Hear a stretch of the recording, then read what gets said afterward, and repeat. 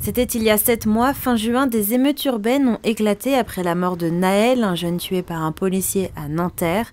7 mois après, les dégâts sont encore visibles à La Verrière. Les 2 écoles brûlées sont toujours détruites.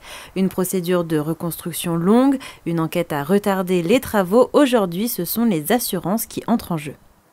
Donc l'école était mise sous scellé, on avait interdiction de y aller.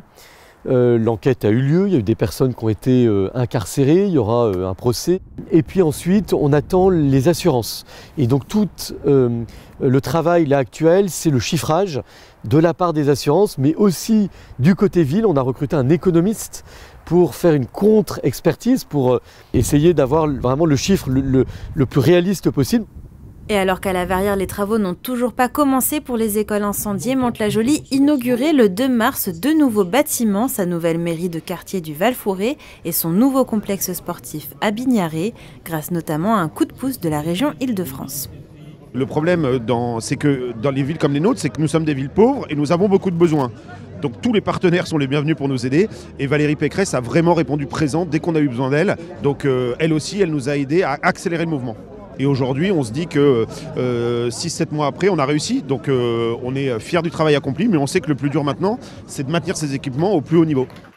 Suite aux émeutes, la région a mis en place un fonds anti-émeutes de 20 millions d'euros pour aider les communes les plus touchées. C'est un symbole que la République ne quitte pas les territoires, qu'aucun territoire ne doit être délaissé, quels que soient les agissements, les actes, la délinquance qui s'attaque au symbole de la République. Donc ça, c'était important. Et puis, pour le service public qui est rendu aussi aux habitants du Val-Fouré. Nous allons bien sûr accompagner La Verrière dans la reconstruction. Au-delà de l'urgence, vous savez, nous accompagnons déjà les communes dans tous leurs projets. Nous avons notamment ce qu'on appelle les contrats d'aménagement régionaux, qui sont des contrats où on finance des équipements dans la ville jusqu'à 1 million d'euros pour financer les projets de chaque ville. Au total, la reconstruction de la mairie du quartier du Val-Fouré a coûté près d'1,5 million d'euros. C'est 700 000 euros qui ont été dépensés pour le nouveau complexe sportif à Bignaré. Le montant de la reconstruction des 2 écoles à La Verrière est toujours en cours d'estimation.